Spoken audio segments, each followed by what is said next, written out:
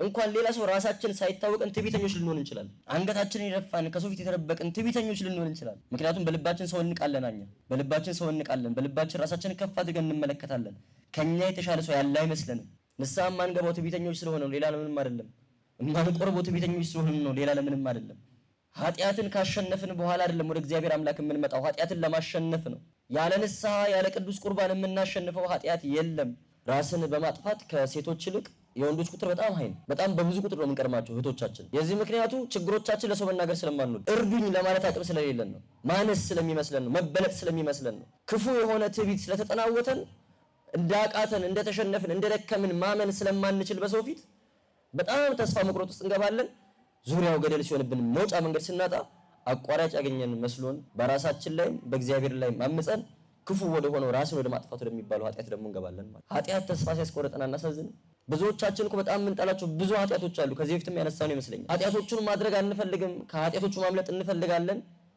የመጨረሻ ውጤቱን ነፃ መሆኑን ከኃጢአት መላቀቁን ንጹህ ቅዱስ ሆኖ መኖሩን እንሻዋለን። ነገር ግን እዛ ውጤት ላይ ለመድረስ ንጹህ ለመሆን ነፃ ለመሆን አስቀድመን ልንሰራ የሚገባንን ስራ ልንደክሞ የሚገባንን ድካም ለመድከም ግን ፈቃደኞች አይደለም። ያንን ኃጢአት ላለመስራት ምን አድርገናል? ልክ ያ ፍትወት ሲያስቸግረን ተነስተን ሰግደናል፣ ተነስተን መጸለይ ጀምረናል። ያንን ኃጢአት ከሚያሰራን ቦታ ላይ ወጥተን ሮጠናል፣ አምልጠናል። ወይስ እዛው ቁጭ ብለን የአእምሮ ትግል ነው የምናደርገው?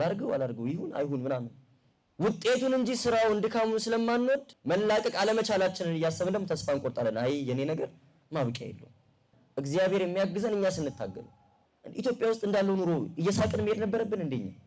ከሳቅንም የእብደት ሳቅ ነበር፣ መንገድ ላይ መሳቅ ነበር። አሁን እንዳለንበት ሁኔታ እኮ ጤነኛ ሰው መኖር አልነበረበትም። እግዚአብሔር እኮ አብሮን ስላለ ነው። ሰዎች ተስፋን የምንቆርጠው እግዚአብሔር ነው። ሰው በድሎ ኃጢአት ሰርቶ በደል ሰርቶ እግዚአብሔር ይቅር አይለኝም አይምረኝም ብሎ ተስፋ ሲቆርጥ፣ መከራ በዝቶበት ፈተና ጸንቶበት ችግር ውስጥ ወድቆ እግዚአብሔር አያወጣኝም ብሎ ተስፋ ሲቆርጥ መጥፊያው ይሆናል። ክርስቲያኖች በሰው ያልደረሰኛ ላይ ብቻ የደረሰ ምንም ነገር የለም። በእኛ የተጀመረ ምንም ነገር የለም። በህይወት ያለ የምትሉት ከባዱ ችግራችሁ ከእናንተ ፊት በጣም ብዙ ሰው ያለፈበት ችግር። ለእግዚአብሔር ታምኖ እግዚአብሔርን አምኖ እግዚአብሔርን ጠብቆ የቆዩ ሰዎች አልፈውበታል፣ ተባርከውበታል፣ ዋጋ አግኝተውበታል። ሰው ተጎዳ የሚባለው ሃይማኖቱን ካጣ ነው፣ እግዚአብሔርን ካጣ ነው። ሰው ተጎዳ የሚባለው በእግዚአብሔር ፊት ያለውን ንጽህና ቅድስና ካጣ ነው። እሱን ደግሞ ማንም ሰው ሊያሳጣን አይችልም፣ ራሳችን ወደን ፈቅደን ካላጣ ነው በቀር። ሰይጣን አዳምን አላሳተውም ወይ ትለኝ እንደሆነ አላሳተውም። አሳስቶታል አይደል? አቅርቦለታል ፈተና ፈተነው እንጂ እንዲወርቅ አድርጎታል እንዴ? ቆርጦ አጉርሶታል? አላጎርሶ ፈተናን ያቀረበለት ሰይጣን አዳምን ከፈተነው በላይ ኢዮብን ፈትኖታል። ኢዮብ አለፈ፣ አዳም ወደቀ። መፈተን ይችል ይሆናል እንጂ መወሰን አይችልም። እንድትስት ሊያደርግህ አይችልም። የምትስተው በራሱ ውሳኔ ብቻ ነው።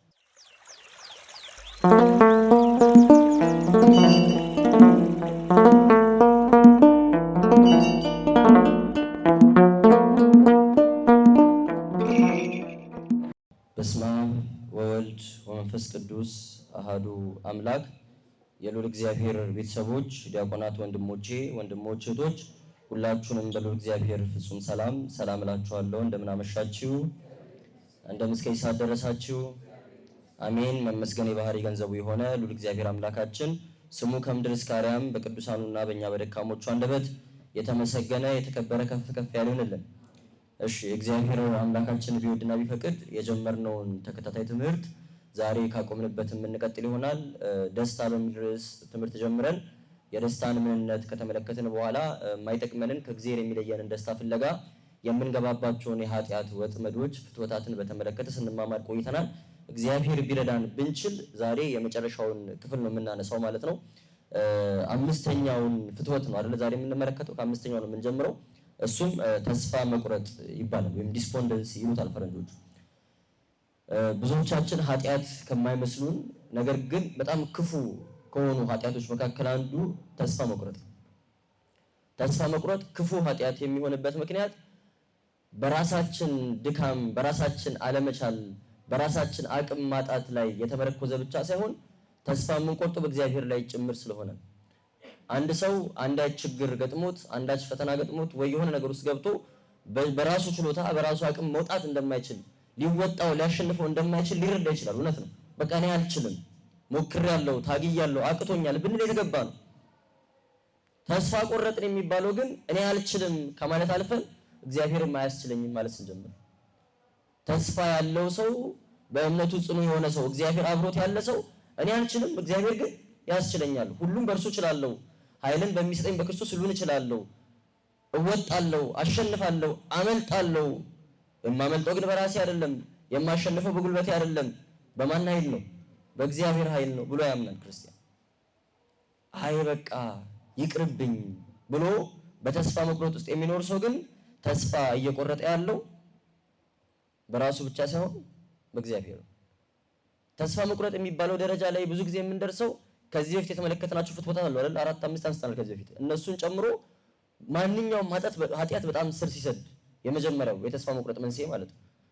እስከዛሬ የዘረዘርናቸው ፍትወታትን ጨምሮ ማንኛውም ኃጢአት ስር ሲሰድና ዙሪያው ገደል ሲሆንብን መውጫ ማምለጫ መንገድ ያለው ሳይመስለን ሲቀር ያን ጊዜ ተስፋ እንቆርጣለን። ሰው ኃጢአት በደል አብዝቶ ፈተናው በስቶበት መከራው በስቶበት ማምለጫ መንገዱ ግራ ገብቶት ተስፋ ሊቆርጥ ይችላል። አንደኛ። ሁለተኛ መከራ፣ ችግር፣ ፈተና በስቶበት ኃጢአት አይደለም መከራ ነው፣ ፈተና ነው፣ ችግር ነው፣ ስቃይ ነው። መውጫ መንገድ አጥቶ ጨልሞበት ግራ ተጋብቶ እግዚአብሔር ያድነኛል ብሎ እግዚአብሔር ሲመለከት ሲጮህ እግዚአብሔር የሰማው አልመስለው ብሎ ተስፋ ሊቆርጥ ይችላል። እንደማይወጣው ካሰበ በኋላ እግዚአብሔርም እንደማያወጣው ማሰብ ሲጀምር የሆነ ሰው ተስፋ መቁረጥ ጀምሯል ማለት ነው። በተለይ ደግሞ የፍትወታት ሁሉ የኃጢአት ሁሉ ማጣፈጫ እርሾ የሆነ ትዕቢት ሲታከልበትና ሰው ራሱን ዝቅ አድርጎ ከገባበት ችግር ከገባበት ኃጢአት ለመውጣት ለማምለጥ እንዲችል የሰዎችን ድጋፍ የሰዎችን እርዳታ ለመጠየቅ ትትናው ሲጎድለው ዝቅ ማለት ሲከብደው አቅቶኛል አግዙኝ ማለት የማይችል ሲሆን ይህ ተስፋ መቁረጥ የሚባል ፈተና በጣም ስር ይሰዳል። እንግዲህ አንዳንድ ሪሰርቾች እንደሚያሳዩት በዓለማችን ላይ ራስን በማጥፋት ከሴቶች ይልቅ የወንዶች ቁጥር በጣም ኃይል በጣም በብዙ ቁጥር ነው የምንቀርማቸው እህቶቻችን። የዚህ ምክንያቱ ችግሮቻችን ለሰው መናገር ስለማንወድ እርዱኝ ለማለት አቅም ስለሌለን ነው። ማነስ ስለሚመስለን ነው። መበለጥ ስለሚመስለን ነው። ክፉ የሆነ ትዕቢት ስለተጠናወተን እንዳቃተን እንደተሸነፍን እንደደከምን ማመን ስለማንችል በሰው ፊት በጣም ተስፋ መቁረጥ ውስጥ እንገባለን። ዙሪያው ገደል ሲሆንብን መውጫ መንገድ ስናጣ አቋራጭ ያገኘን መስሎን ያመለጥን መስሎን በራሳችን ላይ በእግዚአብሔር ላይ ማምፀን ክፉ ወደ ሆነው ራስን ወደ ማጥፋት ወደሚባለው ኃጢአት ደግሞ እንገባለን ማለት ነው። እግዚአብሔር አምላክ በእውነት ከእንደዚህ አይነት ድካም ይሰውር። ቀቢጸ ተስፋ ከእግዚአብሔር ይለያል። ቀቢጸ ተስፋ ክፉ ነገር ነው። ተስፋ መቁረጥ ክፉ ነገር ነው። በእግዚአብሔር ላይ ተስፋ መቁረጥ ማለት በቃ እግዚአብሔርን አትችልም እንደማለት እኮ ነው። ወይ የለህም፣ እየሰማኸኝ አይደለም፣ አትፈልገኝም፣ አትወደኝም፣ አትሻኝም፣ ወይ ደግሞ አይቻልህም እንደማለት ነው። አይቻልህም እንደማለት ነው። ኃጢአት ተስፋ ሲያስቆርጠን አናሳዝንም? ብዙዎቻችን እኮ በጣም የምንጠላቸው ብዙ ኃጢአቶች አሉ። ከዚህ በፊትም ያነሳነው ይመስለኛል። ኃጢአቶቹን ማድረግ አንፈልግም፣ ከኃጢአቶቹ ማምለጥ እንፈልጋለን። የመጨረሻ ውጤቱን ነፃ መሆኑን ከኃጢአት መላቀቁን ንጹህ ቅዱስ ሆኖ መኖሩን እንሻዋለን።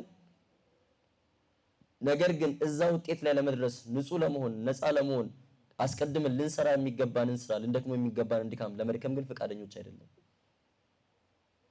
ወደ ራሳችሁ ተመልከቱ። ያከባድ ያላችሁትን ኃጢአት አስቡት። መተው የምትፈልጉትን ግን ያልቻላችሁትን ኃጢአት አስታውሱት። እሺ ያ ኃጢአት ወደ እናንተ እንዳይመጣ አስቀድማችሁ ምን አድርጋችኋል? የመከላከል ስራ ሰርተናል? ከሆነ በኋላ ከመበሳጨት ውጪ ከተፈጠረ በኋላ ከማዘን ውጪ ከመናደድ በቀር ያንን ኃጢአት ላለመስራት ምን አድርገናል? ልክ ያ ፍትወት ሲያስቸግረን ተነስተን ሰግደናል? ተነስተን መጸለይ ጀምረናል? ያንን ኃጢአት ከሚያሰራን ቦታ ላይ ወጥተን ሮጠናል፣ አምልጠናል? ወይስ እዛው ቁጭ ብለን የአእምሮ ትግል ነው የምናደርገው? ላድርገው አላድርገው፣ ይሁን አይሁን ምናምን ውጤቱን እንጂ ስራውን ድካሙን ስለማንወድ መልሰን መላልሰን ሳንፈልግ እንወርቅበታለን። መላቀቅ አለመቻላችንን እያሰብን ደግሞ ተስፋ እንቆርጣለን። አይ የኔ ነገር ማብቂያ የለውም፣ ከዚህ ኃጢአት መቼም አላመልጥ፣ መቼም አላሸንፈውም። እግዚአብሔርንም ስንቴ አድነኝ ብዬ ተማጸንኩት። እግዚአብሔር መጥቶ እጃችንን እንዲሰብር እግራችንን እንዲሰብር የምንፈልግ ይመስል ማለት ነው። ልክ ያንን ኃጢአት ልናደርግ ስንል መጥቶ እጃችንን ሽባ እንዲያደርገው ነው የምንፈልገው። እግዚአብሔር እንዲያስመልጠን ከፈለግ እንደዛ ቢያደርግ ደግሞ ጌታው ምን በደልኩ የሚል ጸሎትን ደግሞ መጸለይ እንጀምራለን። ጌታንም ለመንኩት፣ እንደው ተማጸንኩት፣ እሱ ግን አላስችልህ አለኝ። ክርስቲያኖች እግዚአብሔር የሚባርከው የኛን ድካም ነው። እግዚአብሔር አምላክ የሚያግዘን እኛ ስንታገል ነው። በጥቃቅኑ በእኛ አቅም ውስጥ በእኛ ችሎታ ውስጥ ያለውን ኃጢአት ድካም ስናሸንፍ ነው ከባዱን ነገር የሚከላከልልን። የዛን ባህታዊ ታሪክ ባለፈው አንስተናል። ሰይጣን የደበደበው ባህታዊ አውርተናል ስለሱ። አንድ በጣም ብርቱ ባህታዊ አለና ጠላት ዲያብሎስ በጣም በብዙ ፈተና ፈተነው፣ ሊጥለው ግን ሊያሸንፈው አልቻለም። ስለዚህ በሰው ላይ አድሮ በሰው ተመስሎ መጣና በዱላ ደበደበው። የሰማችሁኝ? በኃጢአት በበደል ፈትኖ ሊያሸንፈው ስላልቻለ በሰው ላይ አድሮ መጥቶ ሰው ተመስሎ መጥቶ በዱላ ደበደበው። ይሄንን ባህታዊ ሰው፣ ይሄንን ገዳማዊ ሰው በሞትና በሕይወት መካከል ጥሎት ሄደ፣ ቅጥቅጥ አድርጎ ማለት ነው። ልክ የደበደበው ሰው የደበደበው መንፈስ ከሄደ በኋላ ይህ ባህታዊ ቁስል በቁስል ደም በደም ሆኖ መሬት ላይ ወድቆ ቀና ብሎ ሲመለከት አጠገቡ ብርሃናዊ መልአክ ቆሟል። እንዴ ማን ሲለው ጠባቂ መልአክ ነኝ። አያስቅም እንዴ? ጠባቂ መልአክ ከሆንክማ እስካሁን እንዲህ መጫወቻ ሲያደርገኝ ሲጫወትብኝ ሰው ሲደበድበኝ የት ነበር ካለው፣ ይገርምሃል አሁንም የተገለጥኩል አሁንም የታየው የተቀበልከውን መከራ መታገስ ስለቻልክ መቀበል ስለቻልክ ነው። ማሸነፍ ስለቻልክ ነው። እግዚአብሔርን ተስፋ ማድረግን ስላላቆምክ ነው። እጅ ስላልሰጠ ነው፣ ስላልካድክ ነው። አንተ በአቅም በጉልበት መቀበል የምትችለውን ነገር ለመቀበል ስላልፈራ ስላልሸሽ ስለታገልክ ከሚብሰው ነገር ደግሞ ጠብቅ ዘንድ እኔ መጥቻለሁ። ለምን ያልሞትክ ይመስልሃል? ሐሳቤ ገብቷችኋል አይደል? እግዚአብሔር የሚያግዘን እኛ ስንታገል። ይሄ ድርሳነ ሚካኤል ሁሌ የሚነበብ አንድ ታሪክ አለ። ሚካኤል ይባርከኝ እያለ የሚጸልይ ሰው እየተዘይላችሁ ቤቱ ተኝቶ ነው የሚውለው፣ ስራ አይሰራም። ግን ሚካኤልን በጣም ይወዳል እና ስለ ቅዱስ ሚካኤል በተነገረ ቁጥር ደስ ይለዋል። ባገኘው አጋጣሚ ሁሉ ሚካኤል ወይ እባክህ ቅዱስ ሚካኤል ከዚህ ችግር ከዚህ ድህነት ገላግለኝ፣ ባርከኝ ባርከኝ ባርከኝ ነው ጊዜ ጸሎቱ። ቅዱስ ሚካኤል ልክ የሚስለው መጣና ምን ልባርክልህ? አትሰራም፣ በእጅ ምንም የለም፣ ቁጭ ብለህ ባርከኝ። ምን ልባርክልህ? ምን ላድርግልህ ብሎ ጠየቀው ይላል ድርሳኑ ስታነብ የህዳር 12 ምናችንን ይባርክልን እግዚአብሔር አምላክ? በምናችን ይደግፈን? በእጃችን ምንም ሳንይዝ እኛ ሳንታገል እኛ ሳንሞክር እኛ ሳንጥር ቁጭ ብለን ነገሮች ሁሉ እንዲስተካከሉ ስለምንፈልግ አንድ።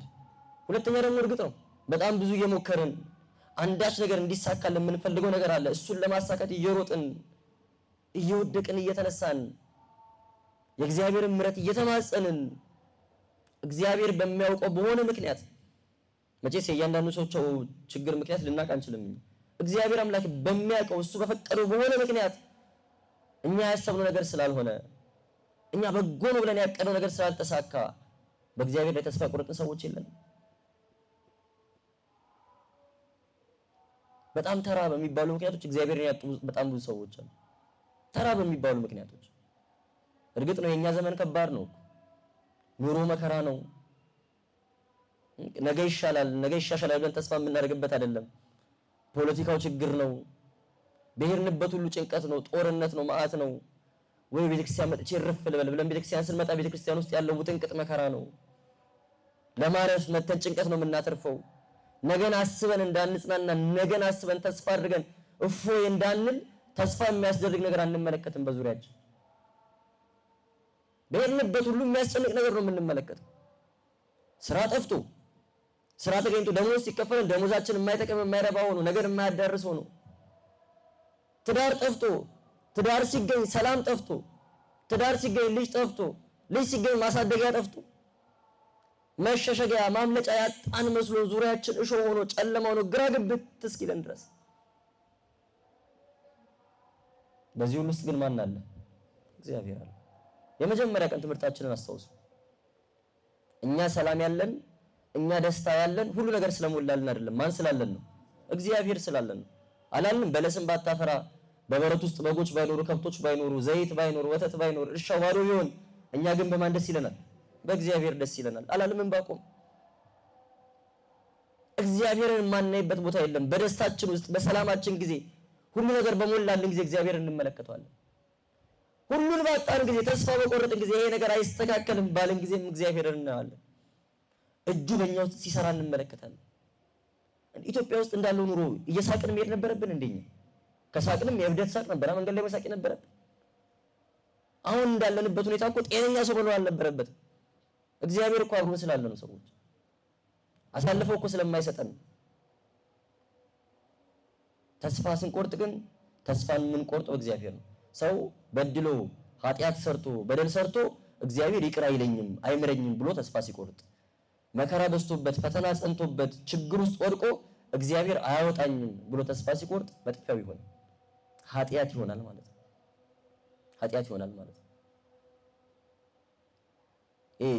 ድባቴ፣ ዲፕሬሽን እና የሚባሉ ነገሮች ይህንን የሚመግቡ ነገሮች ናቸው። እኛም ደግሞ ክፉ የሆነ የቪክቲም ሙድ ሜንታሊቲ ያለን አይደል? ሁሌ ተጎጂ እንደሆነ እንዲታወቅልን እንዲታዘንልን ምናምን እንፈልጋለን። በኔ የደረሰው ችግር እኮ እንደው በኔ የደረሰው መከራ እኮ በሰው የደረሰ አይመስልም አይደል? እኛ ላይ ደረሰ።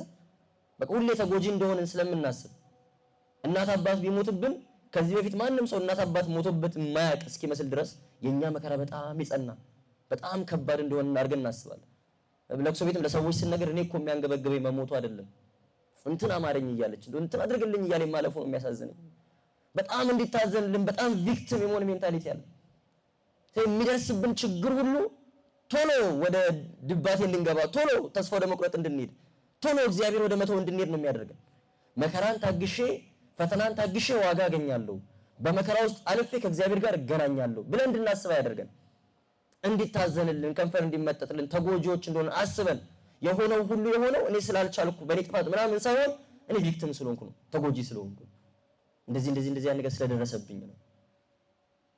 ክርስቲያኖች በሰው ያልደረሰኛ ላይ ብቻ የደረሰ ምንም ነገር የለም። በእኛ የተጀመረ ምንም ነገር የለም። በህይወት ያለ የምትሉት ከባዱ ችግራችሁ ከእናንተ ፊት በጣም ብዙ ሰው ያለፈበት ችግር። ለእግዚአብሔር ታምኖ እግዚአብሔርን አምኖ እግዚአብሔርን ጠብቆ የቆዩ ሰዎች አልፈውበታል፣ ተባርከውበታል፣ ዋጋ አግኝተውበታል። እግዚአብሔርን ያጡበት ሰዎች ደግሞ እግዚአብሔር አጥተውበታል፣ ህይወት አጥተውበታል ማለት ነው። እንደ መናፍቁ እንደ ማኒ አህያ ጠፋብኝ ብሎ መናፍቅ እንደሆነ ሰውዬ አህያዬን ካላመጣ እግዚአብሔር የለም ማለት ነው አይደል? የጠፋችው አህያ ካልመጣች እግዚአብሔር የለም ማለት ነው። እንደዛ ነው ብዙዎቻችን ህይወት፣ እንደዛ ነው። አልተበደላችሁም አልጎደለባችሁም አይደለም። ቅዱስ ዮሐንስ አፈወርቅ በጣም ድንቅ ትምህርት አለው። የመጀመሪያ ቀን ለመነካካት ሞክረናል ይህንን ትምህርት። ሰው ራሱን ካልጎዳ በቀር ማንም ሊጎዳው አይችልም ይላል። ሰምታችሁኛል? እስቲ ሰው በሉ ራሱን ካልጎዳ ማንም ሊጎዳው አይችልም። ይሄ የዮሐንስ አፈወርቅ ፕሪንሲፕል ነው። በቃ ቢገሏችሁ አለ፣ ሀብት ንብረታችሁን ቢያወድሙባችሁ፣ ቢደበድቧችሁ፣ ቢያጎሳቅሏችሁ፣ ቢያጎድሉባችሁ፣ ዘመድ አዝማዶቻችሁን ቢገሉባችሁ እናንተ ተጎጂዎች አይደላችሁም። ተጎጂዎቹ ይሄን በደል ያደረሱባችሁ ሰዎች ናቸው። እናንተ ምንም አልደረሰባችሁም። እንዴት ትሉኝ እንደሆነ ይላል ቅዱስ አባታችን በእውነት በረከቱ ይደርብን። እንዴት ትሉኝ እንደሆነ ሰው ተጎዳ የሚባለው ምን ሲሆን ነው ብዬ ጠይቃችኋለሁ አለ። ሰው ተጎዳ የሚባለው ሰው የሚያደርገውን መሰረታዊ ነገር ሲያጣ ብቻ ነው። ሰው የሚያደርገውን ዋና ቁም ነገር ካጣ እውነትም ተጎድቷል። ራሳችሁን ካላሳጣችሁ በቀር ግን ያንን መሰረታዊ ቁም ነገር ልታጡ አትችሉም ማለት። ሰውን ሰው የሚያደርገው ሀብቱ ነው እንዴ? ሰውን ሰው የሚያደርገው ጤናው ነው? ለምን ነው ዝም ያላችሁት? ሰውን ሰው የሚያደርገው ጤናው አይደለም። ጤና የሌላችሁ ቅዱሳን የሉንም እኛ። ሰውን እውነተኛ ሰው የሚያደርገው አለ በእግዚአብሔር ፊት መቆም የሚችል እውነተኛ ሰው የሚያደርገው ትክክለኛ ሃይማኖቱና በጎ ምግባሩ ናቸው አለ። በደንብ ብታነቡት ደስ ይለኛል። ቅዱስ ዮሐንስ አፈወርቅ ኦሎምፒያስ የምትባል ዲያቆናዊት ደቀ መዝሙር አለችው ታገለግለው የነበረችና በህይወቱ መጨረሻ አካባቢ ስደት ላይ ያለ ደብዳቤ ጽፎላታል። ወደ ኦሎምፒያስ የተላኩ መልእክታት የሚባሉ ተተርጉመዋል ወደ አማርኛ። ፈልጋችሁ ብታነቡት ጥሩ። ሰውን ሰው የሚያደርገው እውነተኛ ሃይማኖቱና በእግዚአብሔር ፊት ያለው ቅድስናው በጎ ምግባሩ ናቸው። እነዚህ ሁለት ነገሮችን ካላጣ ሰው አልተጎዳም። ከዚህ ውጭ የሚደርስበት የትኛው መከራ ብላችሁ ክፉ ብላችሁ የምታስቡት ነገር ሁሉ ዋጋ የሚያሰጠው እንጂ እግዚአብሔርን የሚያሳጣው አይደለም ማለት። እኔን ተመልከቱኝ ይላል። ለኦሎምፒያስ የደረሰበትን መከራ ይዘረዝርላታል። ይሄ ሁሉ የደረሰብኝ፣ ይሄ ሁሉ መከራ ደረሰብኝ፣ እንደዚህ ሆንኩኝ፣ በዚህ ገባ፣ በዚህ ወጥ፣ በጣም የሚያስጨንቅ የሚያሰቅቅ ስቃይ ነው ያለበት ዮሐንስ አፈወርቅ። የማይታመም ህመም የለም። ይሄን ሁሉ ከዘረዘረላት በኋላ ይሄንን ሁሉ ግን የምነግርሽ እንድታዝኝልኝ አይደለም፣ ከንፈር እንድትመጪልኝ አይደለም፣ ወይ አባቴ እንድትይልኝ አይደለም፣ ይልቁንም በደረሰብኝ በዚህ ሁሉ መከራ ውስጥ በዚህ ሁሉ ፈተና ውስጥ እግዚአብሔር ምን ያክል ኃጢአቶቼን ይቅር እንዳለልኝ ምን ያክል በረከት እንዳገኘው እንድታስቢ ነው አላት። አይደንቅም? ክርስቲያን የሚያስበው እንደዚህ። አሁን ስለ መከራ ስናወራ መጀመሪያ የምናነሳው ኢዮብን ነው አይደል? ኢዮብ የደረሰበት መከራ ሁሉ የደረሰበት ለምንድን ነው ብላችሁ ጠይቁ እስቲ። መጽሐፍ ቅዱስን ታሪኩን አንብባችሁ የምታውቁ ከሆነ ጠላት ዲያብሎስ መጣ፣ በአንድ ቀን 10 ልጆቹን ገደለበት። በአንድ ቀን ግመሎቹን፣ በጎቹን፣ ፈረሶቹን ያለውን ሀብቱን ንብረቱን ሁሉ አጠፋበት። በአንድ ቀን ቤቶቹ እንዳለ ፈራረሱ በአውሎ ንፋስ። አንዱ አገልጋይ መጥቶ እንደዚህ እኮ መከራ ደረሰ ብሎ ተናግሮ ሳይጨርስ ሌላኛው አገልጋይ እየመጣ ይነግሯል እንደዚህ እኮ ሆነ እያለ። ይህ ሁሉ ነገር ደረሰበት። ለምን? ለምንድን ነው? ኢዮብ ከማን እንዲጣላ ነው? ምኑን እንዲያጣ ነው? ሃይማኖቱን እንዲያጣ እኮ ነው። በእግዚአብሔር ላይ ያለውን እምነት እንዲያጣ ነው። ቅድስናውን በእግዚአብሔር ፊት ያለውን ምግባር እግዚአብሔርን ተሳድቦ እንዲቆሽሽ እንጂ ኢዮብ ሀብታም ሆነ ደሃ ሆነ ሰይጣን ጉዳዩ ነው። እኛ ሀብታም ስለሆነ ሰይጣን የሚጎልበት ነገር አለ? ክርስቲያኖች እኛ ደሃ ስለሆነ እሱ የሚያገኘው ነገር አለ? እኛ ጤና ቢኖረን ባይኖረን ጠላታችን ዲያብሎስ ምን ይጠቀማል? ምን ይጎልበታል? ምንም የሚያገናኘው ነገር የለም ከሰው ጉዳዩ አይደለም። ደሃ ሆነ እግዚአብሔርን ከተውክለት ደስ ይሏል፣ በድህነት ይቀጥል። እግዚአብሔርን የሚያስተው ሀብት ከሆነ ሀብታም ያደርጋል፣ ጉዳዩ አይደለም። ጤና እግዚአብሔርን ካሳጣ ጤና ይሰጣል። በሽታ እግዚአብሔርን ካሳጣ በሽታ ይሰጣል። ጤነኛም ብትሆን በሽተኛ ብትሆን ሀብታም ብትሆን ደሃ ብትሆን ደስተኛ ብትሆን ባትሆን በኑሮ ጉዳዩ አይደለም። ጠላት ዲያብሎስ የሚፈትን እግዚአብሔር ላይ ያለህን እውነተኛ እምነትን እንድታጣ ነው። በእግዚአብሔር ፊት ያለህን ቅድስና ምግባር እንድታጣ። ችግር ሲበዛብህ ጌታ ሆይ መቼስ ተቸግሬ ነው ታውቃለህ ብለህ እግዚአብሔር ወደማይወደው አንተም ወደማትሻው ክፉ ኃጢአት እንድትገባ በቃ ምግባርህንና ሃይማኖትን ካጣ አሸንፏል እሱ። ከዛ ውጪ አንተ ምንም ነገር ብታጣ ምንም ነገር ብታገኝ ጉዳዩ አይደለም። ሰው ተጎዳ የሚባለው ሃይማኖቱን ካጣ ነው፣ እግዚአብሔርን ካጣ ነው። ሰው ተጎዳ የሚባለው በእግዚአብሔር ፊት ያለውን ንጽህና ቅድስና ካጣ ነው። እሱን ደግሞ ማንም ሰው ሊያሳጣን አይችልም። ራሳችን ወደን ፈቅደን ካላጣ ነው በቀር ማንም ሰው ኃጢአት ሊያሰራን አይችልም። ማንም ሰው ሃይማኖት ሊያስክደን አይችልም። ይችላል እንዴ? ይላል ዮሐንስ አፈወርቅ። እንዴት እንደዚህ ትላለህ? ሰይጣን አዳምን አላሳተውም ወይ ትለኝ እንደሆነ አላሳተውም። አሳስቶታል አይደል? አቅርቦለታል ፈተና። ፈተነው እንጂ እንዲወርቅ አድርጎታል እንዴ? ቆርጦ አጉርሶታል? አላጎርሶ ፈተና ነው ያቀረበለት። ሰይጣን አዳምን ከፈተነው በላይ ኢዮብን ፈትኖታል። ኢዮብ አለፈ፣ አዳም ወደቀ። መፈተን ይችል ይሆናል እንጂ መወሰን አይችልም። እንድትስት ሊያደርግህ አይችልም። የምትስተው በራሱ ውሳኔ ብቻ ነው።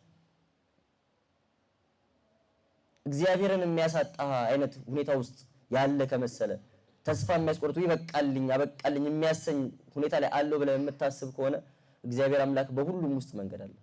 ከአቅማችሁ በላይ ትፈተኑ ዘንድ የማይተዋችሁ አምላክ የታመነ ነው። ከእያንዳንዱ ፈተና ጋር ደግሞ መውጫውን አብሮ ያዘጋጅላችኋል አለ። ያዘጋጅላችኋል። የገባህበት ኃጢአት የማይተው አይደለም። እየታገልከው መተው ቢያቅትህ ደግሞ ያንተን ድካም የማይመለከት አምላክ የለህም። አለመቻልህን ያያል፣ ድካምህን ይመለከታል። ከኃጢአት በስተቀር በነገር ሁሉ እንደኛ የተፈተነ ነው እንጂ በድካማችን የማይራራልን ሊቀ ካህናት የለንም ማለት ቅዱስ ጳውሎስ። ከኃጢአት በቀር እንደኛ ተፈትኗል፣ ሰው ሆኖ አይቶታል። በድካማችን የማይራራልን አምላክ አይደለም ያለን። አንተ ከወደክበት ለመነሳት በእግዚአብሔር ፊት ራስህን ለማዋረድ ዝቅ ለማድረግ ንስሐ ለመግባት ፈቃደኛ ከሆንክ እግዚአብሔር አምላክ ለመማር ፈቃደኛ ነው። ከመማር ወደ ኋላ አይልም። ዋላ ወደ ውሃ ምንጭ እንደሚፈጥን እንደሚጠማ እንደሚናፍቅ እግዚአብሔርም ደግሞ እንዲሁ ለመማር ይናፍቃል ይላል መጽሐፍ ቅዱስ። ታውቃላችሁ ዋሊያ የሚኖር ተራራ ላይ ነው። የውሃ ምንጭ ደግሞ ያለው ከተራራው በታች ነው። ተራራ ላይ እየኖረ ውሃ ሲጠማው ወደ ምንጭ ይወርዳል። ጠጥቶ ሲመለስ ግማሽ መንገድ ከወጣ በኋላ እንደገና ይጠማዋል። ተራራው ወጥቶ ሳይጨርስ እንደገና ውሃ ለመጠጣት ይመለሳል። አያሳዝንም? ይወጡ ዋሊያ ውሃ ለመጠጣት እንደሚናፍቅ ወደ ውሃ ምንጭ እንደሚናፍቅ እግዚአብሔርም ደግሞ የኛን ነፍስ እንዲሁ ይጠማታል፣ ይናፍቃታል፣ ለመማር ይፈልጋል። አንተ ብዙ ከባድ ያልከው ኃጢአት በእግዚአብሔር ምሕረት ፊት ኢምንት ነው። እግዚአብሔር የሚሻው ያንተን መመለስ ነው። የተስፋ መቁረጥ ጉዳይ በጣም ብዙ የተነገረበት ጉዳይ ነው። በጣም ብዙ ማውራት ላይ ይጠበቅብን ይችላል። ዲስፖንደንሲ ተስፋ መቁረጥና ዲፕሬሽን ግን ይለያያል። ዲስፖንደንሲ ተስፋ መቁረጥ ኃጢአት ነው። ዲፕሬሽን ህመም ነው፣ ባዮኬሚካል ህመም ነው። በመድኃኒት ሊድን ይችላል፣ በካውንስሊንግ በምክር ምናምን ሊድን ይችላል፣ ድባቴ ማለት ነው። ዲስፖንደንሲ ግን የካህን አይን ያስፈልገዋል። የቃል እግዚአብሔር ማጥሪያነት የቃል እግዚአብሔር መድኃኒትነት ያስፈልገዋል። ኃጢአትም ጭምር ስለሆነ ማለት ነው። ስለዚህ ተስፋ ወደ መቁረጥ ስንገባ እግዚአብሔር አይችልም ብለን እያመንን እንደሆነ ራሳችንን እያስታወስን አይ እግዚአብሔር ይችላል፣ እግዚአብሔር የማይችለው ነገር የለም፣ እሱ የሚያውቀው እሱ የወደደው ምክንያት አለ፣ ይሄም ቀን ያልፋል ብሎ ማመን ያስፈልጋል። ይሄም ቀን ያልፋል። ጊዜያዊ ያልሆነ ነገር የለም፣ ደስታም ይሁን መከራም ይሁን። አንድ ትልቅ ንጉስ በጣም ሀብታም ነው፣ ሁሉ ነገር የሞላለት ነው። አገልጋዮቹን ጠራቸውና ሁሉ ነገር አለኝ፣ አንድ ነገር ጎሎኛል፣ እሱ እንድታመጡልኝ እፈልጋለሁ አለ። ንጉሥ ሆይ ምን እናምጣልህ? የምፈልገው ቀለበት ነው አለ። እንዴ በአገሩ ቀለበት ሞልቶ ሲሉ አይደለም፣ እኔ የምፈልገው ቀለበት የተለየ ነው። እኔ የምፈልገው ቀለበት በጣም ደስ ባለኝ ጊዜ እንዳዝን የሚያደርገኝ ነው። በጣም ባዘንኩኝ ጊዜ ደግሞ ሳየው ደስ እንዲለኝ ይፈልጋለሁ አለ። ልዩ የሆነ ቀለበት ነው የምፈልገው። በየሀገሩ ተበተኑ። ያንን ቀለበት ፍለጋ በጣም ብዙ ዳከሩ፣ አላገኙም። መጨረሻ ላይ አንድ አንጥረኛ መጣና የሆነ ሽማግሌ የምትፈልገው ለንጉሱ የሚሆነው ቀለበት እኔ ጋር ታገኛለህ፣ እኔ ጋር አለ፣ በውድ ዋጋ ግዛኛለህ። ሽማግሌው ደስ ብሎት ገዝቶት ሄደ። ቤተ መንግስት ሲደርስ ንጉሱ ትልቅ ግብዣ አድርጎ ህዝቡን እያበላ እያጠጣ ነው። በጣም ደስ ብሏቸዋል። ይደንሳሉ፣ ይጨፍራሉ፣ ይደረጋል። በዓል እየተደረገ ነው። ንጉሱም ደስ ብሎታል። ሽማግሌው መጣና ንጉሱ የሺህ ዓመት ንገስ ያልከኝን ቀለበት አምጥቻለሁ። ንጉስ ተቀበለ፣ ቀለበቱን አጠለቀው። ሲመለከት በጣም ደስ ብሎት የነበረው ንጉስ እዝን አለ፣ ፊቱ ምልስ አለ።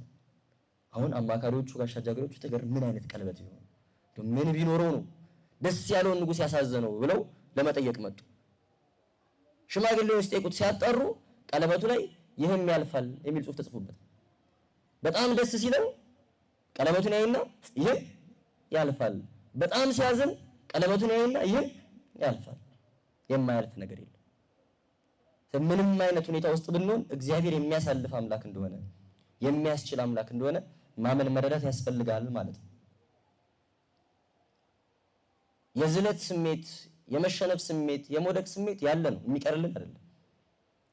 እኔ በእኛ ትውልድ በእኛ ጀነሬሽን የማየው አንድ ነገር ትንሽ ሲከፋን፣ ትንሽ ሲጎልብ፣ ትንሽ ስናዝን የሚያነቃቃን ደስ የሚያሰኘን ወደ እግዚአብሔር የሚያቀርበን ነገር ከመፈለግ ይልቅ የገዛ ዲፕሬሽናችንን ፊድ የሚያደርግ ነገር መፈለግ ይቀናናል። ዩቲዩብ ላይ ገብተን ሳድ ሶንግ ምናምን ብለን እንፈልጋለን። የበለጠ እንድናዝን የሚያደርገን የበለጠ በራችንን እንዘጋለን፣ ፊልም እንከፍታለን፣ ወይ የሆነ ነገር እናደርጋለን። ከሰው አንገናኝም፣ አናወራም፣ አንጸልይም፣ ቤተክርስቲያን አንሳለምም። እዛው ቁጭ ብለን የበለጠ ማዘን ነው የምንፈልገው። የበለጠ በተኛን ቁጥር የበለጠ መተኛት ያስፈልገናል። የበለጠ ባዘን ቁጥር የበለጠ ማዘን ያሰኘናል እንጂ አንነቃቃም፣ አንሻሻል። ወደ እንደዚህ አይነት መጨረሻው ክፉ ወደሆነ ኃጢአት እንዳንጓዝ እግዚአብሔርን ሊያሳጣን የሚችል አይነት ሐዘን፣ እግዚአብሔር ሊያሳጣን የሚችል አይነት ክፉ ሁኔታ ውስጥ እንዳለን ሲሰማን እግዚአብሔር አምላክ የሚያወጣ አምላክ የሚችል አምላክ እንደሆነ በባህር ውስጥም በአየር ላይም ክፉ ባለው ቦታ ሁሉ መንገድ ያለው እሱ እንደሆነ ተረድተን ወደሱ መሮጥን ወደሱ መምጣትን ልንለምድ ይገባናል ማለት ነው። እኔ እንደ ፕሪንሲፕል የምጠቀመው አንድ ጥሩ አባባል አለ። always do the next right thing። always do the next right thing። ምንም አይነት ሁኔታ ውስጥ ብንሆን ቀጥሎ ላደርገው የሚገባው ትክክለኛ የሆነ ነገር ምንድነው ብሎ ራስን መጠየቅ ያስፈልጋል። the next right thing ምንድነው? ክፉ ነገር ከሆነ ያደረከው እሺ አድርገዋል። ያ ነገር እንዳይሆን ማድረግ አትችልም፣ ወደ ኋላ መመለስ አትችልም። በእጅህ አይደለም፣ በእጅህ ሆነ ልትቆጣጠረው የምትችለው ፊት ለፊት ያለ ጊዜ ወይም ፊውቸር ግን አለ። ስለዚህ አሁን ባለውበት ሁኔታ ላይ አሁን ያጠፋሁትን ጥፋት ካጠፋው በኋላ አሁን የሆነ ነገር ከሆነ በኋላ ቀጥሎ ሊደረግ የሚገባው ትክክለኛው ነገር ምንድነው ብሎ ራስን መጠየቅ ያስፈልጋል። ወደ ኋላ ብቻ የምናስብ ከሆነ አናመልጥም፣ አንወጣም፣ እዛው እንቀራለን። ወደፊት ነው ማሰብ። በጎ ነገርም ይሁን ክፉ ነገርም ይሁን ከኋላችን ያለው እሱ የኋላ ታሪክ ነው። ጽድቅም ቢሆን ቅድስናም ቢሆን መልካም ምግባርም ቢሆን እሱን በትትና እንቀብረውና ከዚህ በኋላ ያለውን ነገር ለማድረግ እንሮጣለን። ቅዱስ ጳውሎስ ስለ አገልግሎቱ ሲናገር በፊልጵስዩስ መልእክቱ ምዕራፍ 3 ላይ ከኋላ ያለውን እየረሳው ከፊት ያለውን ለመያዝ ዘረጋለሁ አለ። ከኋላ ያለውን እየረሳው ከፊት ያለውን ለመያዝ ዘረጋለሁ። ኃጢአትም ቢሆን በደልም ቢሆን ከኋላችን ካለ እሱን ደግሞ በንስሐ እንቀብርና ፊት ለፊታችንን እንመለከታለን። ሁልጊዜም መጥፎ ብለን በምናስበው ጊዜ ውስጥ ሁሉ ራሳችንን ልንጠይቅ የሚገባው አንድ ጥያቄ ከዚህ በኋላ ላደርገው የሚገባው ትክክለኛው ነገር ምንድነው? what is the next right thing? ከዛ በኋላ ልናደርግ የሚገባውን ትክክለኛ የሆነውን ነገር ደግሞ እናደርጋለን ማለት ነው። ወደ ኋላ ያለውን መቀየር ካልቻለን ያለን ብቸኛ ምርጫ ወደ ፊት ለፊታችን ያለውን መቀየር፣ ወደ ፊት ለፊታችን ያለውን ነገር መቀየር ነው። የተስፋ መቁረጥ፣ የዝለት፣ የድካም ልክ እንደ ሌሎቹ ፍትወታት ሁሉ ተቃራኒ የሆነ በጎ ምግባር ትጋት ነው። ትጋት ነው። የተስፋ መቁረጥ ተቃራኒው ትጋት ነው። ከኛ የሚጠበቀውን ነገር ማድረግ፣ ከእግዚአብሔር የሚጠበቀውን ነገር መማጸን፣ እግዚአብሔርን በተስፋ መጠበቅ ማለት ነው። እግዚአብሔርን በተስፋ መጠበቅ፣ እጅ ሰጥቶ አለመቀመጥ። የምንጸልየው ጸልይ የሚል ስሜት ሲሰማን ብቻ አይደለም፣ when we feel like it ብቻ አይደለም። እንደዛ ከሆነማ መቼም አንጸልይ።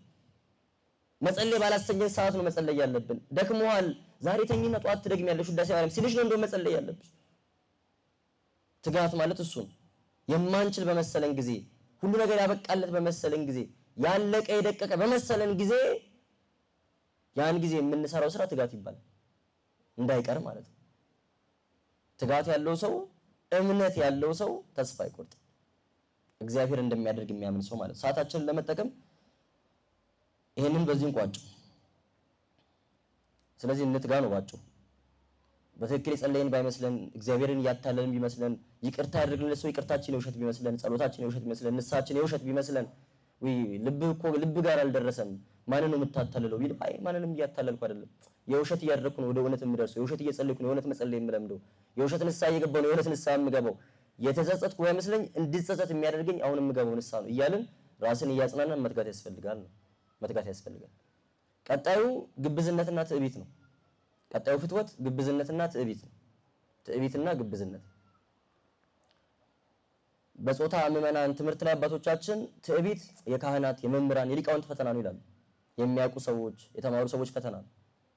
የሚያገለግሉ ሰዎች ፈተና ነው ግብዝነት። ሁለቱ በጣም ኢንተርሪሌትድ ቢሆኑም ልዩነት አላቸው። ልክ ባለፈው እንዳልነው የአንድ ኃጢአት ሁለት የተለያዩ ደረጃዎች አድርገን ልናስባቸው። ለምሳሌ አንድ ታዳጊ ህፃንና ያ ህፃን ሲያድግ ጎልማሳ ሲሆናል። የጎልማሳነት ዘመን ወይ ደግሞ ሊጥና ዳቦ ማለት ነው። ሊጥ ነበረ ከዛ ዳቦ ይሆናል አይደለ? ሁለቱን ኃጢአቶች እንደዛ አድርገን ማሰብ እንችላለን። ግብዝነት ማለት መመስገንን መውደድ፣ በምናደርገው በምንሰራው ስራ ሁሉ መመስገንን መፈለግ፣ በጣም ሲከፋ ደግሞ ባላደረግነው ነገር መመስገንን መፈለግ ነው ግብዝነት። አሁን ባስ እያለ ሲመጣ ብዙዎቻችን ላይ የሚታየው ነገር እሱ ነው። ሰው ባለው ነገር መመስገንን ሲፈልግ ችግር ነው አይደለ? ከዛ ግን ጭራሽ ሳይኖረን ምንም ሳናደርግ ልክ እንዳለን እንዳደረግን አድርገን ሰዎች በዛ አለን ብለን ባስመሰልነው ባሰብነው ነገር እንዲያመሰግኑ እንዲያከብሩን ስንፈልግ ያ ቬንግሎሪ ነው ግብዝነት። የማይጠቅም ምስጋና ነው።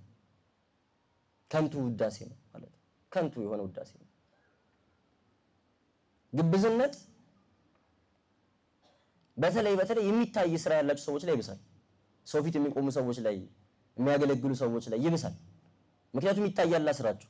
ለማመስገን ይመቻል። አባቶቻችን ሲናገሩ ከንቱ ውዳሴ ያለችው በተናጋሪው አንደበት ላይ ሳይሆን በሰሚው ልቦና ውስጥ ነው። ተናጋሪው የፈለገውን ነገር ቢናገር ሰሚው ካልተቀበለው አልተቀበለውም ነው፣ አለቀ። ከንቱ ውዳሴ አይሆንም። ሰዎች ሰው እንዳያመሰግኗቸው መከልከል አይችሉም። ሰው አመሰግናለሁ፣ አደንቅሃለሁ፣ በጣም ጥሩ ነህ፣ በጣም ጎበዝ እንዳይለም መከልከል አንችልም። ሰዎች እንደዛ ሲሉን የምንቀበልበትን መንገድ ማስተካከል ግን መቀበል እንችላለን። ያንን ምስጋና ግብዝ ስንሆን ግን የምናደርገው ነገር ሁሉ እንዲታይ እንፈልጋለን። የምናደርገው ነገር ሁሉ እንዲመሰገን እንፈልጋለን። አንዳንዴ ደግሞ ባላደረግነው ነገር መመስገን እንፈልጋለን። መልካም ስራን ከሰዎች ፍቅር ጋር ያምታታል ግብዝነት። መልካም ስራን ከሰው ፍቅር ጋር ያምታታል። እንዴት ማለት ነው? ሰዎች ከወደዱን፣ ሰዎች ካመሰገኑን መልካም እንደሰራ ነው የምናስበው። ስራዬ ውጤት አምጥቷል ወይ፣ ስራዬ በጎ ነው ወይ፣ ስራዬ ይጠቅማል ወይ ሳይሆን ጥያቄያችን ያንን ስራ ያዩ ሰዎች ወደውታል ወይ። ልዩነቱ እየገባችሁ ነው? ሰዎች አመስግነውኛል ወይ፣ ሰዎች ተቀብሎታል አልተቀበሉትም ነው ጉዳያችን። የስራው ውጤት የስራው በጎነት አይደለም። በቀጥታ የምናገናኘው ከስራው ጥቅም ጋር ከስራው በቁጤት ጋር ሳይሆን በዛ ስራ ምክንያት ከሚመጣው ምስጋና ጋር ነው። ስለዚህ አሁን ከዚህ አስተምሬ ስወርድ ያስተማርኩት ነገር ትክክል ይሁንም አይሆንም ጥሩ ይሁንም አይሆንም ሰዎች መጥተው ዝም ካሉ አረ ዛሬ ደብሯቸዋል መሰለኝ ዝም አሉ። ማንም እንትን ያለ ሰው የለም። እግዚአብሔር ይስጥልን በጣም ጥሩ ትምህርት መስበ ከዛሬ ሰው ደስ ብሎታል ጥሩ ነገር አድርጌያለሁ ማለት ነው። አሁን የትምህርቱን ውጤት የትምህርቱን ምናምን ነገር ሳይሆን ሰዎች ለዛ ትምህርት የሰጡትን ፊድባክ ነው የምንመለከተው ማለት ነው። እንደዚህ አይነት ችግር ያለብን አይመስለንም፣ ግን እኮ አለብን። ሰዎች መንገድ ላይ የምታውቁት ሰው ሞቅ አድርጎ ሰላም ይላችሁ የነበር ሰው ቀለል አድርጎ ሰላም ብላችሁ ሲያልፍ ተጨንቃችሁ አታውቁም? ምን ሰምቶ ነው እንዴ? ምን አድርጌ ነው? ለምንድን ነው ዛሬ ፊቷን ያጠቆረችብኝ? እንትና እኮ መንገድ ላይ አይቶኝ አለፈኝ ሰላም አላለኝም። ሲበጠብጠን ይላል ቀኑን ሙሉ። ሰውየው ምናልባት ሆዱን አሞት ሊሆን ይችላል እኮ ከቤት ተበሳጭቶ ወጥቶ ሊሆን ይችላል። ከኛ ጋር የሚያገናኝ ምንም ጉዳይ የለም። እኛ ግን ዓለም በእኛ ዙሪያ ምዞር ስለሚመስለን ሰዎች ሲያቆርፉ፣ ሰዎች ሲናደዱ፣ ሰዎች ፊታቸው ሲጠቁርም ከኛ ጋር በተገናኘ ርዕሰ ጉዳይ አድርገን እናስባለን። በቃ ምን አጥፍቼ ነው? ምን አድርጌ ነው? ለምንድን ነው እንትና ፊት ነሳኝ ዛሬ እንትና ያለበት መንገድ ደስ አላለኝም ብለን ነገርን ሁሉ ከኛ ጋር እናያይዘዋል። ሰዎች ለኛ ያላቸውን ፍቅር ከሰራነው ስራ ጋር ሰዎች የራሳቸውን ህይወት ሲኖሩ በእኛ ዙሪያ በእኛ ሁልጊዜም ቢሆን ይሄ በዚህ በምንኖርበት ኑሮ ላይ ዋና ተዋናይ እኛ ነን። በቃ ሁሌ ዋና ተዋናይ እኛ ነን። ስለዚህ በዙሪያችን ያሉ ሰዎች የሚያደርጉት ነገር ሁሉ ከኛ ጋር የሚገናኝ ነው የሚመስል ከኛ ጋር የሚገናኝ ነው የሚመስል። ይሄ ግብዝ የመሆን ነገር እንዲታይልን በቃ ያደረግነው ነገር ሁሉ እንዲመሰገንልን መውደድ። ቅዱስ ዮሐንስ አፈወርቅ ሲናገር በረከቱ ይደርብንና ስለ ምጽዋት ሲያስተምር ነው። ጌታችን ምን ብሏል? ስለ ምጽዋት ሲያስተምር ቀኝ የምትሰጠውን ግራህ አትወቅ ብሏል አይደለ? በሰዎች ለመመስገን ብላችሁ ፈሪሳውያን አይሁድ እንደሚያደርጉት አታድርጉ ብሎ ነበር ጌታችን ሲያስተምር። ስለዚህ በሰው ፊት አትስጡ ነው የጌታችን ትምህርት። ምጽዋት ስትሰጡ ሰው እንዳያያችሁ ማለት ግን አይደለም። ስትጸልዩ እንደ ግብዞች አትሁኑ አለ አይደለ? ስትጾሙም እንደ ግብዞች አትሁኑ አለ። እነሱ ሰዎች ያመሰግኗቸው ዘንድ በአደባባይ ቆመው ይጸልያሉና ሰዎች ያመሰግኗቸው ዘንድ ጸጉራቸው ፊታቸው ይደርቃል ጸጉራቸው ይደርቃልና እንደነሱ አትሁኑ አለ። ይሄ ማለት ግን ጌታችን ስትጸልዩ ሰው እንዳያያችሁ እያለ አይደለም። ስትጾሙ ሰው እንዳያያችሁ እያለ አይደለም። ስትመጸውቱ ሰው እንዳያያችሁ እያለ አይደለም። ጌታችን እያለ ያለው በሰው ለመታየት ብላችሁ አትጸልዩ ነው። በሰው ለመታየት ብላችሁ አትጾሙ ነው። በሰው ለመታየት ብላችሁ አትመጽውቱ ነው እያለ ያለው እንጂ ስታርጉ ሰው አይመለከታችሁ አይደለም። ልዩነቱ እየገባችሁ ነው አላችሁ? ልዩነቱ ግልጽ ነው አይደለ? ሰው እንዲያያችሁ ብላችሁ መታየትን ፈልጋችሁ አታድርጉት እንጂ ስታደርጉት አያያችሁ አይደለም እያለ ያለው ጌታችን ሲናገር። ስለዚህ ቅዱስ ዮሐንስ አፈወርቅ እችን ጥቅስ በሚተረጎምበት ክፍል ላይ ምን ይላል? ሰዎች ለምን ምጽዋት አትሰጥም ሲባል አይ እኔ ሰው ፊት አልሰጥም ብለው ባለመስጠታቸው እንዲመሰገኑ ይፈልጋሉ። እየሰማችሁኝ ነው? ሰጥቼ መመስገን አልፈልግም ብለው ባለመስጠታቸው አቤት ትሕትናው ተደብቆ ነው የሚሰጠው ተብለው እንዲመሰገኑ የሚፈልጉ ሰዎች አሉ። እንዴት ቢከፋ ነው? እንዴት ውስጣችን ስር ቢሰድ ነው እንደዛ ምን ነው? ውስጣችን ምን ያክል ስር ቢሰድ ነው? ይሄ የምስጋና ፍቅር እያደገ እያደገ እያደገ ሲመጣ ደግሞ ትዕቢትን ይወልዳል። ሰው ሁሉ ሲያመሰግነን ሰው ሁሉ ሲያከብረን ከፍ ከፍ ከፍ ስንል ከሁሉ የበለጥን ይመስለናል። አንደኛ ችግር። ትዕቢት ማለት ደግሞ ከሁሉ እንደምንበልጥ አድርገን ማሰብ ብቻ ራሱ አይደለም። ከሁሉ ከፍ ከፍ እንደምንል ከሁሉ እንደምንበልጥ ራስን ከፍ አድርጎ ማየት እና ሌሎችን ዝቅ አድርጎ ማየት ጭምር። ራስን ከፍ ማድረግ አንድ ነገር ነው አይደል? ሌሎችን ደግሞ ዝቅ ማድረግ የሚባል ሌላ በሽታ ደግሞ አለ። እቺን ቃል እንትና ቢናገራት ጥሩ ነበር። እኔ ብሆን አሁን እንደዚህ አልነበረም የምናገር። እኔ ብሆን እንደዚህ አልነበረም የምሰራ። እንትና እንኳን የሚችል አይመስለኝም። እንዳያበላሹት እንዳንቀል ራስን ከፍ ማድረግ ብቻ ሳይሆን ሌሎችን ደግሞ ዝቅ የማድረግ በሽታን ይዞ ይመጣል ማለት ነው። ሌሎችን ዝቅ አድርጎ የማየት በሽታን ያመጣል። ይሄ ትዕቢት ነው። ብዙ ሰዎች ትዕቢትን የሚያገናኙት ልታይ ከማለት ጋር ሰው ፊት ከመቆም ጋር ምናምን አይደለም። እንደዛ ብቻ አይደለም። ትዕቢት መነሻው ልብ ላይ ነው። እንኳን ሌላ ሰው ራሳችን ሳይታወቀን ትዕቢተኞች ልንሆን እንችላለን። ራሳችን ሳይታወቀን አንገታችንን የደፋን ከሰው ፊት የተደበቅን ትዕቢተኞች ልንሆን እንችላለን። ምክንያቱም በልባችን ሰው እንቃለን። በልባችን ሰው እንቃለን። በልባችን ራሳችንን ከፍ አድርገን እንመለከታለን። ከኛ የተሻለ ሰው ያለ አይመስለንም።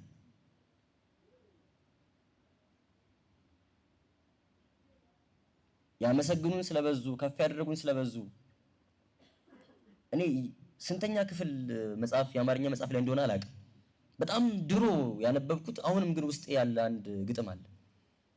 እንደዚህ አይነት ጉዳዮችን ባሰብኩ ቁጥር ትዝ የሚለኝና ጠላቴ ሆይ በል ከፍ ከፍ ከፍ ከዚያ ላይ ስትወድቅ አጥንትህ እንዳይተርፍ።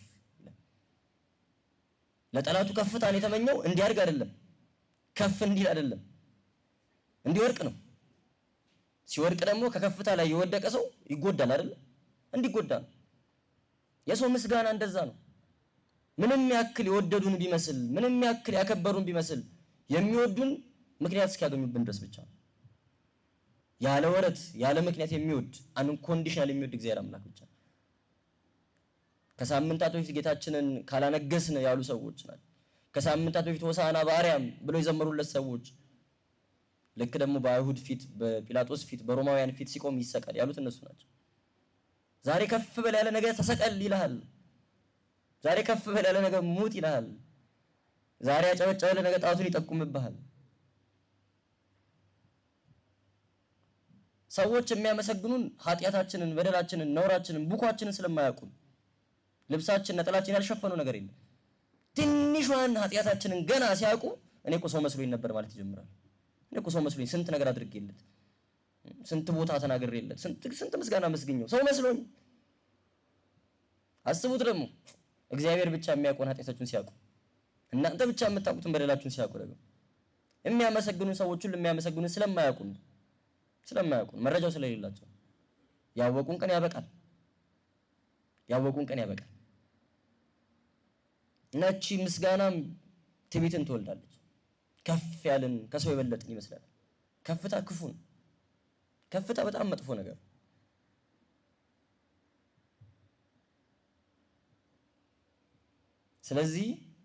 ስለዚህ ከፍትወታት ሁሉ በጣም መጥፎ የሚባለውና ኦልሞስት ሁሉም ኃጢአት ውስጥ የምናገኘው ፍትወት ትዕቢት ነው። ሁሉም ኃጢአታችን ውስጥ የምናገኘው ፍትወት ማለት ነው። በትንሹም ቢሆን ፍንጩ ይገኛል። ትዕቢት ያልዳበሰው ኃጢአት እንመለከት። ሰዓታችንን ቶሎ ቶሎ እንድንጠቀም ጥንተ ጠላታችን ዲያብሎስ የወደቀው በትዕቢት ነው። በሉቃስ ወንጌል ላይ ተጽፎ እንደምናገኘው ምዕራፍ 10 ላይ ሕዝቅኤል 28 ላይ በልብ ኩራት ይላል። ሕዝቅኤል ላይ በልብ ኩራት ምክንያት ጣልኩ ይለዋል ጌታ። እንደ መብረቅ ሲወርቅ አየሁት ይላል ሉቃስ ላይ። የወደቀው በትዕቢቱ ምክንያት ነው፣ በሌላ በምንም አይደለም። እግዚአብሔርን መሆን እንዲያስብ ያደረገው ትዕቢት ነው። አዳም በእግዚአብሔር ላይ እንዲያምፅ ያደረገው ትዕቢት ነው። ጠቢቡ ሰለሞን ሲናገር በመጽሐፈ ምሳሌ ምዕራፍ 16 ላይ ትዕቢት ጥፋትን፣ ኩሩ መንፈስም ውድቀትን ይቀድማል አለ። በጣም የሚገርም አባባል። ትዕቢት ጥፋትን፣ ክፉ መንፈስም ውድቀትን ይቀድማል። ትዕቢት ሲመጣ ጥፋት ይከተላል፣ ኩሩ መንፈስ ሲመጣ ውድቀት ይከተላል። አይቀርም ማለት ነው። ይመጣል፣ ይጥላል፣ ያዋርዳል ትዕቢት። ጌታችን ሲናገር ድግስ ኖሮ ፕሮግራም ኖሮ ወይ የሆነ ነገር ሆኖ ሰዎች የተሰበሰቡበት ቦታ ስትሄዱ አለ ሄዳችሁ የክብር ወንበር ላይ እንዳትቀመጡ፣ ጥግ ላይ ተቀመጡ፣ ዝቅ ብላችሁ ተቀመጡ። ይሄን ጊዜ ሰዎች ይመጡና ሁሉም ሰው እያያችሁ ና ወዳጄ ለአንተ የተዘጋጀው ቦታ የክብር ቦታ ነው፣ ና እዚህ ጋር ተቀመጥ ብሎ ዞር ያደርጋችኋል። ተንቀልቅላችሁ ሄዳችሁ የክብር ወንበር ላይ ከተቀመጣችሁ ግን ምናልባት እናንተ የማታውቁት ከእናንተ በላይ የተከበረ እንግዳ ደግሞ ይመጣና ይቅርታ ወዳጄ ይህንን ቦታ ያዘጋጀው ለክብር እንግዶቻችን ነው፣ አንተ እዛ ጋር አረፍ በል ትባላላችሁ።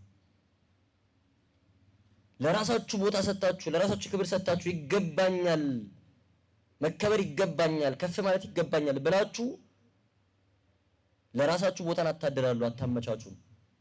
ምንም ነገር ካደረጋችሁ በኋላ ጌታችን ካገለገላችሁ በኋላ የታዘዝነውን ልናደርግ የሚገባንን ነገር አድርገናል፣ እኛ የማንጠቅም ባሪያዎች ነን በሉ ነው ያለው። ይሄንን ስላደረኩ ክብር ይገባኛል አትበሉ። ምንም ነገር ካደረጋችሁ በኋላ ላደርገው የሚገባኝን ያደረኩት እኔ የማልጠቅም ባሪያ ነኝ በሉ አለ ሉቃስ 17። የማልጠቅም ባሪያ ነኝ በሉ፣ የማልጠቅም ባሪያ ነኝ በሉ። ትዕቢት እርሾ ነው። የማያቦካው ኃጢአት የለም፣ የማያቦካው ኃጢአት የለም። በስራ ቦታችሁ፣ በምትኖሩበት ቦታ፣ ከሰዎች ጋር በምትገናኙበት ቦታ የምትናገሩበትን መንገድ ምናምን ማስተዋል ጥሩ፣ መመልከት ጥሩ ነው። በመጽሐፍ ቅዱስ ይሄ ትዕቢት የፈሪሳውያን እርሾ ተብሎ ተጠርቷል። ከፈሪሳውያን እርሾ ተጠበቁ አለ ጌታችን። ሰዓት ስለሌለን ህይወታቸውን አንዘረዝሩም። ፈሪሳውያን ግን በትዕቢታቸው ነው የሚታወቁት። ገና ከሩቅ ሲመጡ በልብሳቸው ፈሪሳውያን እንደሆኑ ይለያሉ። እንዲለዩ አድርገው ነው የሚለብሱት። ሰዎች መንገድ ለቁላቸዋል። አባ አባ መምህር መምህር ይሏቸዋል። ለዛ ነው ጌታችን አባት መባልን መምህር መባልን አትፈልጉም፣ መምህር እንዳትባሉ ብሎ የተናገረው። አባ አባ መምህር መምህር መባልን ይፈልጋሉ። ሲጸልዩ በአደባባይ ቆመው ነው የሚጸልዩት፣ አቤት የሱስ ጸሎት እንዲባሉ ማለት ነው። ጌታችን ሲወቅሳቸው በውስጡ ክፋት፣ ቅሚያና ተንኮል ሞልቶ ሳለ የወጭቱን የጽዋውን ውጭውን ስለምታጥቡ ስለምታጠሩ ወየውላችኋል። ወጭት ማለት ድስት ነው። ውስጡ ክፋት፣ ቆሻሻ፣ ሽታ ሞልቶ ሳለ ክድና አድርጋችሁ ውጭውን ስለምታጥቡ ንጹህ ስለምታስመስሉ ወየውላችሁ። ግብዝነት ማለት ይሄ ነው። በሌላቸው ክብር ነው የሚከበሩት። ትንኝ ስለምታጠሩ ግመል ስለምትውጡ ወየውላችሁ አለ ጌታችን። ትንኝ የምታክሏን ጥቃቅኗን ነገር ስለምታጠሩ ግመል የሚያክለውን ዋናውን ቁም ነገር ስለምዘነጉ ወየውላችሁ። ይሄንንም አትተው፣ የምታደርጉትን ጥቃቅን ነገር አትተው። ማቴዎስ 23 ላይ ትላልቁንም ያንንም ነገር ግን አድርጉ አላችሁ። ይሄንንም አትተው፣ ያንንም አድርጉ። መልካችንን ማሳመር ላይ ብቻ ሆኗል ኑሯችን። ነጠላችንን ማሳመር ላይ ብቻ። ውስጣችን ክፋት፣ ቅሚያ ተሞልቷል። ውጫችን ግን ያምራል፣ በጎ ይመስላል። ይሄ የትዕቢት ውጤት ነው። የትዕቢት ውጤት ንስሐ የማንገባው ትዕቢተኞች ስለሆነ ነው፣ ሌላ ለምንም አይደለም። የማንቆርበው ትዕቢተኞች ስለሆነ ነው፣ ሌላ ለምንም አይደለም። ስለዚህ ምን ይሻላል? ምን ይሻላል? አሁን አነሳን ወደ 7 ወደ 8 ፍትወታትን ተመለከትን። እናስታውሳቸው አንዴ። መጀመሪያ ከምን ጀመርነው? ሆዳምነት አይደለ? ከዛም ይቀርማል ሆዳምነት አለን። ከዛስ ስለማላስታውስ ስስታምነት፣ ንፉግነት፣ እሺ ሌላስ? ቁጣ፣ ዝሙት፣ ስንት ሞላ? እሺ ዛሬ ያነሳናቸውስ ተስፋ መቁረጥ፣ ግብዝነት፣ ትዕቢት፣ ወደ 8 ጉዳዮች አነሳን ማለት ነው። አሁን እነዚህን ፍትወታት ለማሸነፍ ከነዚህ ነፃ ለመውጣት የተቀመጠ አጭር ፎርሙላ የለም። በቃ እቺን ካረክ በቃ ትገላገል የሚባል ነገር የለም። ክርስትና የህይወት የሩጫ ኑሮ ትግል ነው። መፍትሄው መታገል ነው። በእያንዳንዱ ትምህርት ላይ እንዳነሳነው ለእያንዳንዳቸው ችግሮች፣ ለእያንዳንዳቸው ኃጢያቶች ማሸነፊያ የሆነ ተቃራኒ የሆነ ምግባር አለ። ያንን ምግባር በመለማመድ በመውደቅ በመነሳት ነው ልናሸንፋቸው የምንችል፣ በልምምድ ማለት ነው። ከሁሉም በላይ ግን ማሸነፊያ መንገዶች ሚስጥራት ቤተክርስቲያን ናቸው። ክርስቲያኖች ይሄንን ነግሬያቸው አበቃለሁ። በራሳችን አቅም ልናሸንፋቸው የማንችላቸው ብዙ ነገሮች አሉ። ሰው ረድቶን ሰው አግዞን የምናሸንፋቸውን የሰውን እርዳታ እንጠይቅበታለን ራሳችንን ዝቅ አድርገን። ግን የትኛውንም ፍትወት የትኛውንም ኃጢአት ያለ እግዚአብሔር ድጋፍ በራሳችን ማሸነፍ አንችልም። ይሄንን አምናችሁ ተቀበሉ። ኃጢአትን ካሸነፍን በኋላ አይደለም ወደ እግዚአብሔር አምላክ የምንመጣው፣ ኃጢአትን ለማሸነፍ ነው። ሸክማችንን ካራገፍን አይደለም ወደሱ የምንመጣው፣ ሸክማችንን ለማራገፍ ነው። ያለ ንስሐ ያለ ቅዱስ ቁርባን የምናሸንፈው ኃጢአት የለም። የሰራነውን ኃጢአት የወደቅንበትን ጉድጓድ የገባንበትን ማጥ በንስሐ ጥብ እናደርገውና ምናልባት ነገ መልሰን ልንወርቅበትም ሊሆን እንደሚችል እኮ እያወቅን ነገ ልንበድል እንደምንችል እያወቅንም ንስሐ ገብተን ስጋው ደግሞ እንቀበልን አስችለኝ አግዘኝ እንለዋለን። ስንቆርብ ስጋው ከስጋችን ደሙ ከደማችን ተዋህዶ አካል ስንሆን እየታገልን ያለነው በእኛ ጡንቻ በእኛ ትግል በእኛ ጉልበት ብቻ አይደለም፣ በእግዚአብሔር ኃይል ጭምር። ያን ጊዜ አሸናፊዎች እንሆናለን። እግዚአብሔር እንዲወድ የምትፈልግ ከሆነ ይላል አንድ ቅዱስ፣ እግዚአብሔር እንዲወድ የምትፈልግ ከሆነ ቶሎ ቶሎ ቁረብ። እግዚአብሔር እንዲወድ የምትፈልግ ከሆነ ቶሎ ቶሎ ቁረብ። አይገባኝም በማለት እግዚአብሔር እንዲወድ ማድረግ አትችልም። ከሚስጥራተ ቤተክርስቲያን ተለይተን እነዚህን ፍትወታት ማሸነፍ አንችልም። የንስሐ ህይወት፣ የቅዱስ ቁርባን ህይወት፣ የጸሎት ህይወት አማራጭ የሌለው መንገድ ነው። ድል ካደረግን ካሸነፍን በኋላ የምንመጣበት ሳይሆን ድል ለማድረግ ለማሸነፍ የምንመጣበት ነው። ሐሳቤ ግልጽ ነው አይደለ? እግዚአብሔር አምላክ ያስችለን በእውነት እሱ አቅም ይሁን። እሱ አቅም ብርታት ካልሆነ እኛ ማሸነፍ አንችልም። እሱ አቅም ብርታት እንዲሆነን ደግሞ እንፍቀድለት፣ እናስገባው ወደዚህ ሰውነታችን።